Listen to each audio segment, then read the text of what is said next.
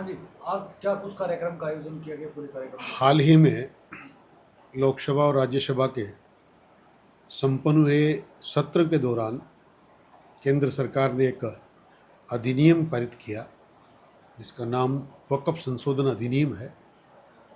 उस अधिनियम के निमित्त हम पूरे देश में हर जगह जाकर मंडल स्तर तक पहुंचकर एक जागरण अभियान चलाना चाहती है सरकार, जिसके माध्यम से हम लोगों को इस अधिनियम के बारे में बताना चाहते हैं। लोगों को ये बताना चाहते हैं कि ये संशोधन क्या है, वक़्फ़ क्या है, और लोगों में जो भ्रांति फैल रही है, मोदी जी की सरकार इस संशोधन अधिनियम के माध्यम से मुसलमानों की ज़मीनें हड़प लेगी, उनकी संपत्तियां हड़प लेगी।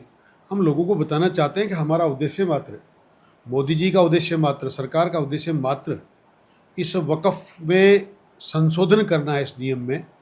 क्योंकि आज से पहले वक़्फ़ का मतलब होता था, कांग्रेस ने उसका मतलब लोगों को ये समझाया, जो कोई व्यक्ति वक़्फ़ का चेयरमैन है या मेंबर है और जिस जगह को कह दे ये वक़्फ़ की है, तो उसकी सुनवाई कहीं नहीं होती थी। सिर्फ एक मुस्लिम समाज के लोग एक ट्रिब्यूनल के मेंबर हुआ करते थे, वही इस वक़्फ़ के सारे खैरख्वाह थे, और वो जिसको कहें उस संपत्ति को अपना बताएं, वही संपत्ति उनकी हो जाती थी।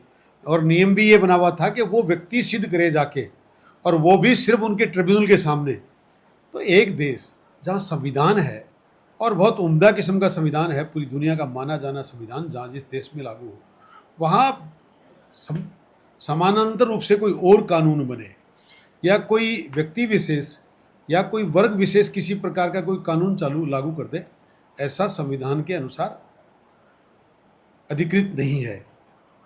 इसलिए तय किया गया है कि लोगों को बताया जाए वक़्फ़ होता क्या है, वक़्फ़ में कौन व्यक्ति अपनी संपत्ति दे सकता है, और उसको क्या उपयोग में लाया जा सकता है।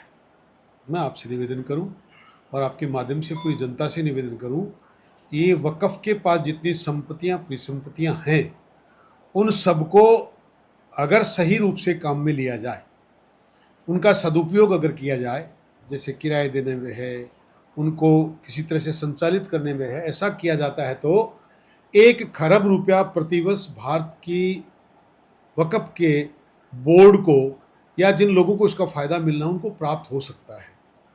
1 खरब रुपये के अगेंस्ट में रुपया मिलता है 166 करोड़ रुपया मात्र, यानी सीधा सीधा 99 लाख करोड़, 99 हजारों 99 लाख रुपया, इतना का सीधा भ्रष्टाचार की भेंट चढ़ रहा है।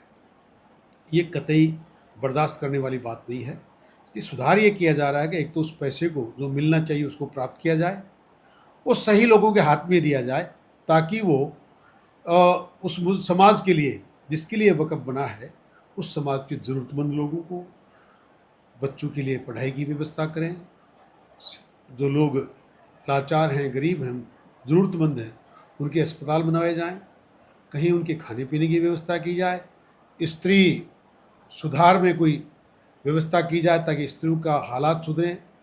और जो लोग 3 नाम लेकर के अपनी समाज की अपनी पत्नियों को तलाक दे देते हैं, और वो स्त्रियां इस भारत की नारियां हैं, नहीं जाना चाहती किसी के पास, उनके बारे में चिंता की जाए। ऐसा इस वक़्फ़ के माध्यम से सुधार हमारी सरकार और मोदी जी लाना चाहते हैं। दूसरा, रास्ते चलते कोई भी व्यक्ति ये कह दे कि ये स्थान विशेष मेरा है, वक़्फ़ का है, ये जगह विशेष, भूमि विशेष या भवन विशेष हमारा है, ऐसा संविधान जहाँ लागू होता है वहाँ उचित नहीं है। इसलिए अब वक़्फ़ में दान देने वाला आदमी पहले सिद्ध करे कि संपत्ति आई कहाँ से और उसकी कैसे है। पहले की संपत्तियां जो लोग ढिंढोरा पीट रहे हैं, उनको भी जिसकी व्यक्ति की संपत्ति है वो सिद्ध करना पड़ेगा कि ये उसकी है, तो वो वक़्फ़ की है।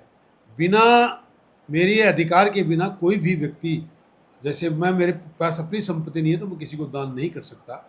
वक़्फ़ में दान दी जाने वाली संपत्ति दानकर्ता की होनी चाहिए, वो सिद्ध करे, और ये चीज़ें कानून सम्मत होनी चाहिए। उसकी सुनवाई ट्रिब्यूनल बोर्ड से अलग भी, जहाँ न्यायालय होते हैं वहाँ सुनवाई की जगह होनी चाहिए। ऐसा सुधार हमारी सरकार लाना चाहती है, और इसी के लिए हम रात दिन लगातार देश देश में, जगह जगह, गांव गांव में, ढाणी ढाणी में, मंडल स्तर तक, विधानसभा स्तर तक जा रहे हैं, पहुंच रहे हैं, लोगों में जन जागृति ला रहे हैं। एसआई भर्ती पेपर लीक मामले को लेकर के आपकी के सरकार के मंत्री किरोड़ी लाल मीणा जी लगातार पिछले काफी समय से आंदोलन कर रहे थे। अब आरएलपी के सुप्रीमो नागौर से सांसद हनुमान बेनीवाल भी 2-3 दिन से लगातार प्रयास कर रहे हैं। वो कह रहे हैं पेपर लीक की जांच की जाए, उसको निरस्त किया जाए।